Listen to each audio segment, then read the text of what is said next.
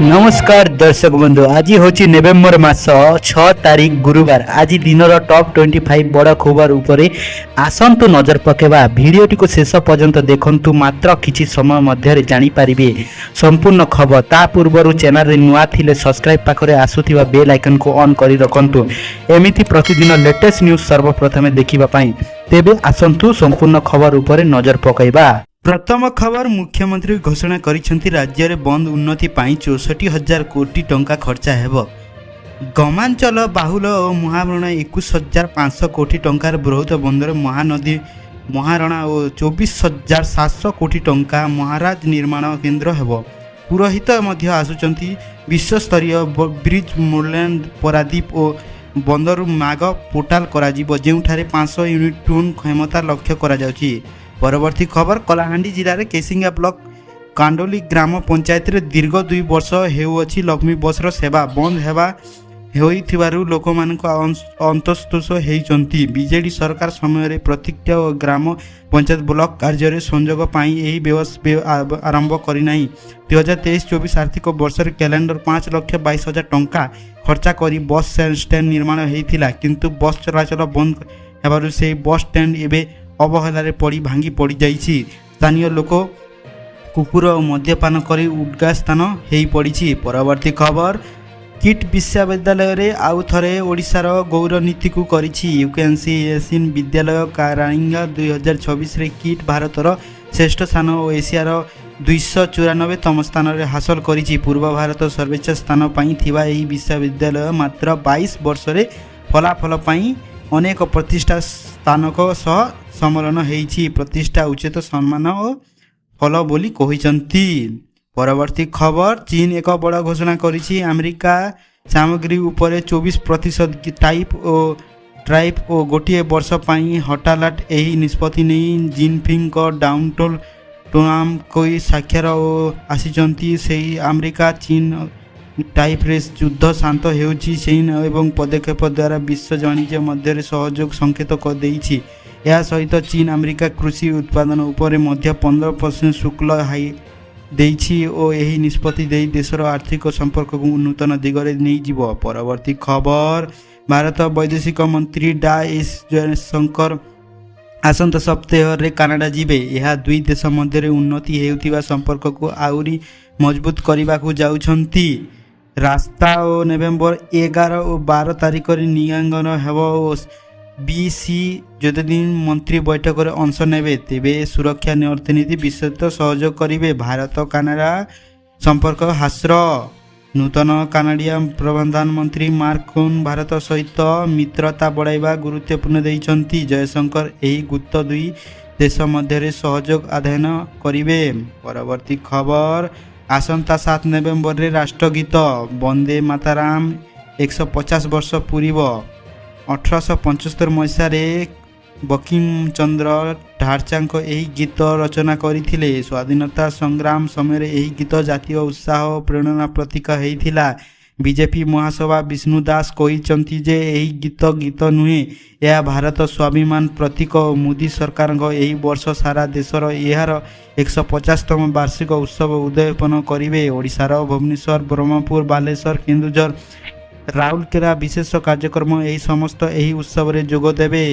देश प्रथमर भाव को जीवंत करने पाई आह्वान देइछि। परवर्ती खबर, जम्मू काश्मीर किस्तांकर जिले में लुटेरा जंगल अंचल रे आज सकाले सुरक्षा बाहिनी और आतंकवादी माध्यम रे गुली बयान होइछि। सूचना अनुसार 2-3 जन आतंकवादी जंगल रे लुचि थिले। सुरक्षा बाहिनी सेमाने खोजुथिले आतंकवादी गुली चली जार आवास सेना देइछि। अंचल को गोरी बंदी करा जाउछि। अतिरिक्त बाहिनी तुमने हेउछि नागरिक माने घरे बिहार को परामर्श देइछंती। हाईअर्ट और सतर्क रहिबाकू परामर्श जारी हेइछि। परवर्ती खबर, नुआपड़ा निर्वाचन को नहीं बीजेडी आज राज्य निर्वाचन अधिकारी गुरुत्वपूर्ण अभियोग करिछंती।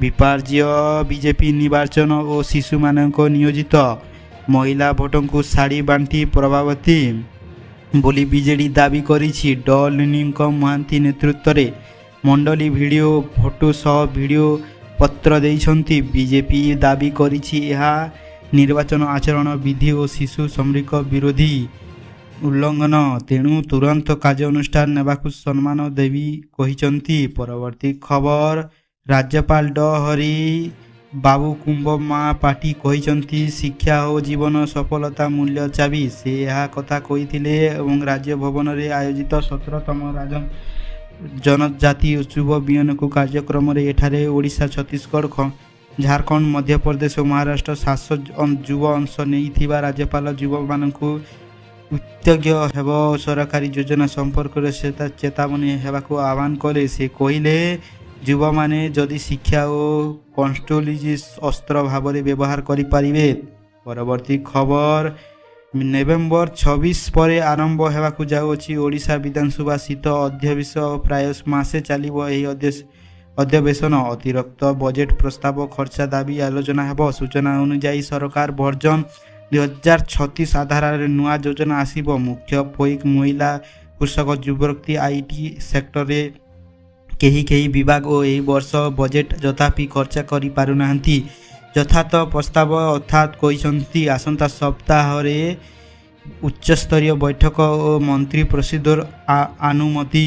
ଏବେ ଦେଖିବା ପଡ଼ିବ ଖର୍ଚ୍ଚ କେବେ ବଢ଼ିବ, ବିକାଶ ଯୋଜନାକୁ କେତେ ଗତି ମିଳିବ। ପରବର୍ତ୍ତୀ ଖବର, ଓଡ଼ିଶା ପୁଲିସ ଏଆଇସି ପରୀକ୍ଷା ଢେଙ୍କାନାଳ ମାମଲାରେ ଗିରଫ ହୋଇଥିବା ମୁନା ମହାନ୍ତି ଓ ଲୋକନାଥ ସାହୁ ଓ ପ୍ରିୟଦର୍ଶିନୀ ମାମଲାରେ ରିମାଣ୍ଡ ଶେଷ ହୋଇଛି। କ୍ରାଇମବ୍ରାଞ୍ଚ ସେମାନଙ୍କୁ ଗଞ୍ଜାମ କୋର୍ଟରେ ହାଜର କରିଲା। କୋର୍ଟ ସେମାନଙ୍କୁ ଜେଲରୁ ପଠାଇଥିବା ଏପରିକି ମୁଖ୍ୟ ଅଭିଯୋଗ ଶଙ୍କର ପୃଷ୍ଟି, ସେଲିୟନ୍ସ କୋର୍ଟରେ ସିଓସି ସୁରକ୍ଷାରାୟଙ୍କୁ ଆକ୍ରିମ ବ୍ରାଜ ଓ 5 ଦିନର ରିମାଣ୍ଡରେ ନେଇଛି। ପରବର୍ତ୍ତୀ ଖବର, ଇକ୍ରାମ ଖାନ ଜେଲରୁ ଏକ ବଡ଼ ବୟାନ ଦେଇଛନ୍ତି। ସେ ପାକିସ୍ତାନ ସେନାପତି ଆସିମ ମୁନିରଙ୍କୁ ଦେଶରେ ସବୁଠାରୁ ଅତ୍ୟାଚାରୀ ଏବଂ ମାନସିକ ଅସ୍ଥିର ବ୍ୟକ୍ତି ଭାବେ କହିଛନ୍ତି। ଇକ୍ରାମ ଖାନ ଅଭିଯୋଗ କରିଛନ୍ତି ଯେ ମୁନିର ତାଙ୍କ ଓ ତାଙ୍କ ପତ୍ନୀ ଉପରେ ଅନ୍ୟାୟ କରୁଥିବା, କିନ୍ତୁ ତାଙ୍କ ସିଂହ ଆଗରେ ମୁଣ୍ଡ ନୁଆଇବା ନୁହେଁ। ସେ ଆହୁରି କହିଛନ୍ତି ଯେ ତାଙ୍କ ପିଟିଆର ଦଳ ମୁନିର କିମ୍ବା ସାହାବର ଶରୀଫ ସରକାର ସହିତ କୌଣସି ଆଲୋଚନା କରିବେ ନାହିଁ। ପରବର୍ତ୍ତୀ ଖବର, ବିହାରର ଅନ୍ତଃସ୍ଥୟ ଗୁରୁତ୍ୱ ପ୍ରଥମ କାର୍ଯ୍ୟରେ ଭୋଟ ଦେବାକୁ ଯାଉଥିବା ଶିକ୍ଷା ରାଷ୍ଟ୍ରମନ୍ତ୍ରୀ ଅମିତ ଶାହ ଏକ ଟିଭି ସାକ୍ଷାତରେ ଦୃଢ଼ ଭାବରେ କହିଛନ୍ତି ରାଜ୍ୟରେ ଏଏନସି ସ୍ପଷ୍ଟ ବହୁମାନ ପାଇବ। 160 ଅଧିକ ଆସନ ନୀତିଶ କୁମାରଙ୍କ ନେତୃତ୍ୱରେ ପୁଣି ସରକାର ଗଠନ କରିବାକୁ ମହାମେଣ୍ଟ ପ୍ରସ୍ତୁତ କାଲୁ ପ୍ରସଙ୍ଗ ଫଟୋ ନେଇଥିବାରୁ ଶାହ ବିରୋଧୀଙ୍କୁ ଆକ୍ରମଣ କରିଛନ୍ତି। ସେହିପରି ରାହୁଲ ଗାନ୍ଧୀଙ୍କ ପ୍ରଧାନମନ୍ତ୍ରୀ ମୋଦିଙ୍କୁ ନେଇ ମନୋବ୍ୟକ୍ତିତ୍ୱ ନିଶାର ଚିହ୍ନ ବୋଲି କହିଛନ୍ତି। ବିହାରର ଏଆଇସି ଓ ନେଇ ଅଧ୍ୟକ୍ଷ ସହ ସ୍ପଷ୍ଟ କରିଛନ୍ତି ଏହା ଏକ ସାଧାରଣ ପ୍ରଶାସନିକ ପ୍ରକ୍ରିୟା, ନିର୍ବାଚନ ସହ କୌଣସି ସମ୍ପର୍କ ନୁହେଁ। ତାଙ୍କ କହିବା ଅନୁସାରେ ଜାତି, ଧର୍ମ, ବିଶେଷଜ୍ଞ ଓ ଗରିବଙ୍କ କଲ୍ୟାଣ ହେଉଛି ଏଏନସିର ମୁଖ୍ୟ ଲକ୍ଷ୍ୟ। ମୋଦି ସରକାର ଯୋଜନା ଯୋଗୁଁ ଅଧିକ ଲୋକ ସଶକ୍ତ ହେଉଛନ୍ତି। ଏହାର ଫଳ ଏଥିରେ ଭୋଟରେ ଦେଖିଯିବାକୁ ବୋଲି ଶାହା ଦେଇଛନ୍ତି। ପରବର୍ତ୍ତୀ ଖବର, ନ୍ୟୁୟର୍କରେ ମେୟର ନିର୍ବାଚନ ଭାରତୀୟ ମୂଳର ମୌଜୁଦ ଜମିଦାର ଓ ବଡ଼ ବିଜୟ ହାସଲ କରିଛନ୍ତି। ସେ ୟୁକ୍ରେନରେ ପ୍ରଥମ ଭାରତୀୟ ଆମେରିକାନ, ପ୍ରଥମ ମୁସଲିମ ସମୟରେ ହୋଇଛନ୍ତି। ଏବେ ସେ ଆଶା ନୂଆ ନୀତି ଗଠନ କରିବେ, ଯେପରିକି ଧଡ଼ା ନିୟମ ଓ ପରିବେଶ, ଶିକ୍ଷା ଓ ଟ୍ରମ୍ପଙ୍କ ଏବେ ମହାନଦୀରୁ କାମ କରିଥିବା ଅସ୍ତ୍ରଶସ୍ତ୍ର ଓ କରିବାକୁ ନୁହେଁ, କାରଣ ଆଇନ ଓ ନ୍ୟାୟ ସହର ପ୍ରଣାଳୀ ସ୍ୱାଧୀନ ଓ ଭଣ୍ଡାରରେ ଜନ୍ମ ନେଇଥିବା ମହାନଦୀ ଜଣେ ପୂର୍ବତନ ରୂପାର 2017ରୁ ରାଜନୈତିକ ସକ୍ରିୟ ହେବ। ବିଜୟ ଆମେରିକା ଓ ରାଜନୈତିକ ଏକ ଐତିହାସିକ ମୁହୂର୍ତ୍ତ ଭାବେ ଦେଖାଯିବ। ପରବର୍ତ୍ତୀ ଖବର, ହରିୟାଣା ନିର୍ବାଚନ ନେଇ ଦେଶରେ ରାଜନୈତିକ ପୁଣି ତାଣ୍ଡବପୂର୍ଣ୍ଣ। କଂଗ୍ରେସ ଏପରି ରାହୁଲ ଗାନ୍ଧୀ ନିର୍ବାଚନ କମିଶନଙ୍କ ଉପରେ ଗମ୍ଭୀର ଅଭିଯୋଗ କରିଛନ୍ତି। ଭୋଟର ତାଲିକାରେ ଡାଲିଥିବା ହେଉଛି ବୋଲି ସେ ଦାବି କରିଛନ୍ତି, କିନ୍ତୁ ଭାଜପା ଏହାକୁ ସଫା ଦେବ ଖଣ୍ଡନ କରିଛି। ଭାଜପା ଏମିତି ନ କରି ରିଜୁଙ୍କ କୋର୍ଟକୁ କରିବ କହିଛନ୍ତି। ରାହୁଲ ବାରମ୍ବାର କହିଛନ୍ତି ପରମାଣୁ ବୋମ ଫୁଟିବା, କିନ୍ତୁ ଏପର୍ଯ୍ୟନ୍ତ ଫୁଟିବାର ଲକ୍ଷଣ ନାହିଁ। ରିଜୁଙ୍କ ଅପରୋଧ ରାହୁଲଙ୍କ ନିଜର ବିଫଳତା ଚଲାଉଥିବା ବେଳେ କାହାଣୀଟା ଆଣୁଛି ନୂଆ ମୁଡ୍। ପରବର୍ତ୍ତୀ ଖବର, ଉତ୍ତର ପ୍ରଦେଶ ମୁଖ୍ୟମନ୍ତ୍ରୀ ଯୋଗୀ ଆଦିତ୍ୟନାଥ ପୁଣି ଥରେ କରୁଛନ୍ତି ବଡ଼ ଘୋଷଣା।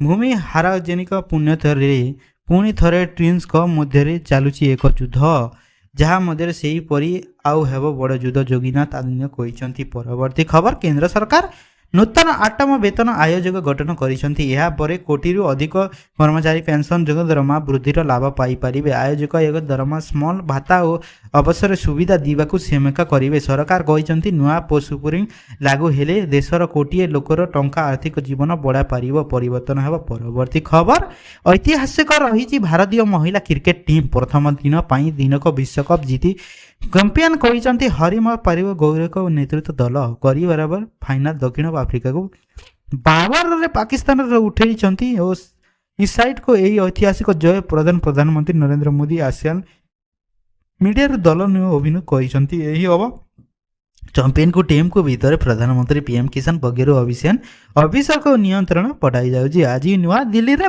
ପୁଣି ଥରେ ମୁଖ୍ୟମନ୍ତ୍ରୀ ଅବସରରେ ହେବ ଏହି ବିଶେଷ ସାକ୍ଷାତ। ଭାରତୀୟ ମହିଳା ଦଳଙ୍କ ଏହି ବିଶ୍ୱାସଜନକ ମୁହୂର୍ତ୍ତ ଆଉ ଅଧିକ ଉଜ୍ଜଳ ଦେଶର ପ୍ରତୀକ ଖେଳ ପାଇଁ ଗର୍ବିତ ହେବ। ପରବର୍ତ୍ତୀ ଖବର, ମୁଖ୍ୟମନ୍ତ୍ରୀ ମୋହନ ଚରଣ ମାଝୀ କହିଛନ୍ତି ମୋଦିଜୀଙ୍କ ନେତୃତ୍ୱରେ ଭାରତର ବାଣିଜ୍ୟ କ୍ଷେତ୍ରରେ ନୂତନ ଯୁବକ ପ୍ରବେଶ କରିବେ। ବିବିଧତା ବନ୍ଦନ ଉତ୍ସବରେ ସେ ଓଡ଼ିଶା ପ୍ରାଚୀନ ବାଣିଜ୍ୟ ଐତିହାସିକ ସାବଧାନ ସାହିତ୍ୟିକ ଓ ଶର୍ମଣିକ କରିଥିଲେ। ସେ କହିଥିଲେ ପାରାଦୀପରେ ବନ୍ଦରରେ ଓଡ଼ିଶାର ଅର୍ଥନୈତିକ ମୂଳତୀୟ ଭାଗ ହୋଇପାରୁଛି। ଏହା ଶବ୍ଦରେ ସର୍ବାଧିକ ବ୍ୟସ୍ତ ଓ ଭାବନା ନାମ ମିଳୁଛି। ପରବର୍ତ୍ତୀ ଖବର, ଆସନ୍ତାକାଲି ଓଡ଼ିଶା ମୁଖ୍ୟମନ୍ତ୍ରୀ ମୋହନ ଚରଣ ମାଝୀ ଏକ ଛତିଶଗଡ଼ ମୁଖ୍ୟମନ୍ତ୍ରୀ ବିଷ୍ଣୁ ଦେବଙ୍କ ଯାଇ ଆସିବେ। ନୂଆପଡ଼ା କାମନରେ ମୋହନ ମାଝୀ କରିବେ ବିଶାଳ ରୋଡ ଓ ସେ ଯେତେବେଳେ ବିଷ୍ଣୁଙ୍କ ସହି ଏହି ପଞ୍ଚପୁରରେ ଜନସେବାଙ୍କୁ ସମ୍ବୋଧନ କରିବେ। ନିର୍ବାଚନ ପ୍ରଚାର ନେଇ ନୂଆପଡ଼ାରେ ରାଜନୈତିକ ତାପରେ ପଡ଼ିଛନ୍ତି। F-35 ଜିଟ୍ ଡେଲ୍ ଆଜି ଆରବରେ ହେବ ସରପଞ୍ଚ। ଟ୍ରମ୍ପ ପ୍ରଶାସନ ଆଉସି ଆକ୍ରମଣରେ 49ଟି F-35 ଲଢୁଆ ବିମାନ ଦେବାକୁ ଭାସୁଛି। ଏହି ଚୁକ୍ତି ହେଲେ କୋଟି କୋଟି ଟଙ୍କାର ଡଲାର ଭାସିଯିବ ବୋଲି ସାମାଜିକ ଶକ୍ତି କରିବ। ପରବର୍ତ୍ତୀ ଖବର, ଏଥର ବୁଡ଼ିଯିବ GNZ ହେବ ସାଇଲେଣ୍ଟ କିଙ୍ଗୋ ମାର୍କ। ଗୁଜରାଟରେ ଖୋଲାଇଗଲା ସର୍ବାଧିକ ଜବ୍ ଭୋଟର ଯାହାଙ୍କ ସଂଖ୍ୟା 25% ଅଧିକ। ଯୋଜେମାନେ ଆସିଥିବା ମିଡ଼ିଆରେ ରାଜନୀତିକ ଦେଖିଲେ ସେମାନଙ୍କର ଇମିଏନ୍ସି ରାଜନୀତି ଦେଖିବାକୁ ସେମାନେ EVM ବେଟନ ଦବାଇ ନିୟନ୍ତ୍ରଣ କରିବେ। କିଏ ହେବ ବିହାରର ନୂଆ ସରକାର? ପରବର୍ତ୍ତୀ ଖବର, ମାଲକାନଗିରିରେ ସୀମାରେ ହେଉଥିବା ଟ୍ରେନ୍ ଦୁର୍ଘଟଣାରେ 11 ଜଣ ମୃତ୍ୟୁ, 20ରୁ ଅଧିକ ଆହତ। ଉଦ୍ଧାରକାରୀ ଟିମ୍ ଯେତେବେଳେ ଜୀବନ ବଞ୍ଚାଇଥିଲେ କିଛି ଲୋକ ମୃତ୍ୟୁ ଆହତଙ୍କ ଜୀବିତଙ୍କ ଲୁଟରେ ତାଙ୍କ ଆତଙ୍କତ ମୋବାଇଲରେ ସୁବ୍ ଚୋରି ହେଲା। ପରବର୍ତ୍ତୀ ଖବର, ମଦନପୁରର ସନ୍ଧ୍ୟାରେ ପ୍ରଶାସନିକ କିଶୋରଙ୍କ ବଡ଼ ଝଟକା। ମୁକେଲ ସ୍ଥାନରୁ ପ୍ରଧାନଙ୍କର ପ୍ରାର୍ଥୀ ସଞ୍ଜୟ ସିଂ ବିଜେପିରେ ଯୋଗଦେଲେ। ବିହାରର ନଭେମ୍ବର 6ରେ ପ୍ରଥମ ପର୍ଯ୍ୟାୟରେ ମତଦାନ ହେବାରୁ ଏହି ନିର୍ବାଚନରେ ପ୍ରଥମ ଥର ମୁମ୍ବାଇରେ ହେଉଥିବା ପ୍ରଶାନ୍ତ କିଶୋରଙ୍କ ଜନସରଜ ପାଇଁ ଏହା ମହା ଧକ୍କା ଦେ ବୋଲି ମନୋବିତ କରିଥିଲେ। ସଞ୍ଜୟ ସଂକେତ ବିଜେପି ଯୋଗଦାନ ପରେ ମୁମ୍ବାଇରେ ଜନସାଧାରଣ ପାଇଁ ପରିସ୍ଥିତି ଜଟିଳ ହୋଇପାରିଛି। ପର୍ଯ୍ୟଟକ ଘଟଣା ଉପରେ କୌଣସି ପ୍ରକ୍ରିୟା ଦେଇନାହାନ୍ତି। ପରବର୍ତ୍ତୀ ଖବର, ମୁସଲମାନ ବହୁଳ ଅଞ୍ଚଳ ମଧ୍ୟରେ ANDC ପ୍ରଭାବ ପଡ଼ୁଛି। ବିହାର ମୋଟ ଜନସଂଖ୍ୟା 8% ମୁସଲମାନ ସମୁଦାୟରେ ହେଉଥିବା ବେଳେ ଏହି ଗୋଷ୍ଠୀର ରାଜନୀତି ଲିଖିଛି ବୋଲି ଧରାଯାଉଛି। ତେବେ ସମ୍ପୃକ୍ତ ତଥ୍ୟ ଦେଖାଯିବାକୁ ବିଜେପି ଯୋଡ଼ିତ ମିଶିଥିବା ଓ INDA ଓ ଏବେ ମୁସଲମାନ ଭୋଟମାନଙ୍କ ଥିବା ଆଞ୍ଚଳିକ ମାଧ୍ୟମରେ ଦାବି ମଜବୁତ କରୁଛନ୍ତି। ମୋଟ 68ଟି ଆସନ ଅଛି ଯେଉଁଠାରେ ମୁସଲମାନମାନେ ଭୋଟର ନିୟନ୍ତ୍ରଣ ଭୂମିକା ରହିଛି। ଏବେ ସେଠାରେ INDAର ହାତ ଦୃଢ଼ ହେଉଛି। ପରବର୍ତ୍ତୀ ଖବର, ପ୍ରଥମ ପର୍ଯ୍ୟାୟରେ 6 ନଭେମ୍ବର ହେବାକୁ ଯାଉଛି ନିର୍ବାଚନ କମିଶନ ନେଲା ବଡ଼ ନିଷ୍ପତ୍ତି। 18ଟି ଜିଲ୍ଲା 6ଟି ଆସନ ଓ 2135ଟି ପଥରେ ଭୋଟ ସମୟ ବଢ଼ି ଘଞ୍ଚା ହୋଇଛି। ଏଠାରେ ଭୋଟ ହେବ ସକାଳ 7ଟାରୁ ସନ୍ଧ୍ୟା 5ଟା ପର୍ଯ୍ୟନ୍ତ, ଯେତେବେଳେ ଅନ୍ୟ 115ଟି ଆସନରେ ଭୋଟ ହେବାର ସନ୍ଧ୍ୟା 6ଟା ପର୍ଯ୍ୟନ୍ତ ସୁରକ୍ଷିତ ମତଦାନ ଦେଖିବାକୁ ନିଷ୍ପତ୍ତି ନିଆଯାଉଛି। ଧନ୍ୟବାଦ। ସିନ୍ଧୁ ଜଳ ଚୁକ୍ତିନାମ ଗସ୍ତିରେ ହେବାର ପାକିସ୍ତାନ ଗଭୀର ଭାବେ ବିରକ୍ତ ହୋଇଛି। ପାକିସ୍ତାନର ରାଷ୍ଟ୍ରପତି ସାଇଫୁଲିର ଜୁର୍ଦାର କହିଛନ୍ତି ଯେ ଭାରତର ପୁଣି ଅସ୍ତ୍ର ଭାବେ ବ୍ୟବହାର କରୁଛି ଏବଂ 24 କୋଟି ପାକିସ୍ତାନକୁ ଜୀବନଜନକ ବିପଦରେ ପଡ଼ିଛି। ସେ ଅନ୍ତର୍ଜାତୀୟ ମଞ୍ଚରେ ଭାରତ ଉପରେ ଅଭିଯୋଗ କରି ସେ କହିଛନ୍ତି ଯେ ଆଇନ ଉଲ୍ଲଂଘନ ଏବଂ ଆଞ୍ଚଳିକ ସୁରକ୍ଷା ପାଇଁ କାନାହେରିକ ଭାରତ ସ୍ପଷ୍ଟ କରିଛି। ଆମ ପ୍ରଥମ ଚେତାବନୀ ପ୍ରସଙ୍ଗ ଉପରେ ଆଲୋଚନା କରୁଛନ୍ତି, ତାପରେ ଅନ୍ୟ କିଛି। ପରବର୍ତ୍ତୀ ଖବର, ପାରାଦୀପର ବନ୍ଦାଣ ଉତ୍ସବରେ ମୁଖ୍ୟମନ୍ତ୍ରୀ କହିଛନ୍ତି ପାରାଦୀପ ବନ୍ଦରରେ ହେଉଥିବା ରାଜ୍ୟ ପ୍ରତିକ୍ରିୟା ମୁଖ୍ୟଶୀଳ ପ୍ରକୃତିରେ ବନ୍ଦରଗୁଡ଼ିକ କାର୍ଯ୍ୟକ୍ରମ କରାଯିବାକୁ ବନ୍ଦର ଭିତରେ ବିକାଶକୁ ଅଧିକ ଗତି କରାଯିବ। ମୁଖ୍ୟମନ୍ତ୍ରୀ ସୂଚନା ଦେଇଛନ୍ତି ଶିଳ୍ପ ଏବଂ ପାରାଦୀପ ବନ୍ଦରରେ ବିକାଶର ମୂଲ୍ୟ ମନ୍ତ୍ରୀ ରାଜ୍ୟର 1,44,000 କୋଟିର ଅଧିକ ନିବେଶ ଆଣିପାରିବେ। ଆସୁଥିବା 44,000 କୋଟି ଦ୍ୱାରା ଗ୍ରୀନ୍ ହାଇଡ୍ରୋଜେନ୍ ହେବ। ଏହାର ଆକୃତ ପ୍ରକୃଷ୍ଟି ଓ ଆଉ 80,000 କୋଟି ଟଙ୍କା ନିବେଶ ହେବ। ବାଣିଜ୍ୟ ବ୍ୟବସାୟୀ ସହ ପର୍ଯ୍ୟଟକ ଶିଳ୍ପରେ ବିକାଶକୁ ମଧ୍ୟ ପ୍ରାଧାନ୍ୟ ଦିଆଯାଉଛି। ପାରାଦୀପରେ ସି ଚେବଙ୍କ ସେଠାରୁ ଯାଉଛି ବି ବୁଲ୍ଗ ଟିପ୍ ଓ ସେଠାରେ ବିଶ୍ୱସ୍ତରୀୟ ମ୍ୟୁଜିୟମ୍ ଓ ବି ତିଆରି ହେବା ବୋଲି ମୁଖ୍ୟମନ୍ତ୍ରୀ ଦର୍ଶାଇଛନ୍ତି। ପରବର୍ତ୍ତୀ ଖବର, ଭାରତ ଓ ଅଷ୍ଟ୍ରେଲିଆ ମଧ୍ୟରେ ଚାଲିଥିବା ଟି20 ସିରିଜ୍ ଏବେ ରୋମାଞ୍ଚକ ମୁଡ୍ରେ ଅଛି। ସିରିଜ୍ 1.1ରେ ବରାବର ହେବା ପରେ ଭୟଙ୍କର ଦଳ ନିଜ ଦଳରେ ପରିବର୍ତ୍ତନ କରିଛନ୍ତି। ଅଷ୍ଟ୍ରେଲିଆ ଷ୍ଟୋଲ୍ ବ୍ୟାଟ୍ସମ୍ୟାନ୍ ଓ ଡ୍ରାଭିସ୍ ହୋଡ୍ ଓ ବୋଲରଙ୍କ ମିଶନ ଆଉଟଲେଟ୍ ମୁକ୍ତ କରିଛି। ଯେତେବେଳେ ଭାରତ କୁଲଦୀପ ଯାଦବଙ୍କୁ ଦଳରୁ ବାହାର କରି ଭାରତ ଏ ଦଳକୁ ପଠାଇଛି। ଏବେ ନିଷ୍ପତ୍ତି ନେଇ ଦେଶକୁ ଏକ ଟେଷ୍ଟ କରିଛନ୍ତି। କୂଟନୈତିକ ପ୍ରସ୍ତୁତି ଭାବେ ନେଇଛନ୍ତି। ହାଇକୋର୍ଟ ପ୍ରଦର୍ଶନ ଓ ସିରିଜଙ୍କ ଆଶଙ୍କାଠାରୁ କମ୍ ଥିଲେ ଏବଂ କୁଲଦୀପ ଏବେ ଭାରତ ଏ ବିରୁଦ୍ଧରେ ଖେଳିବେ।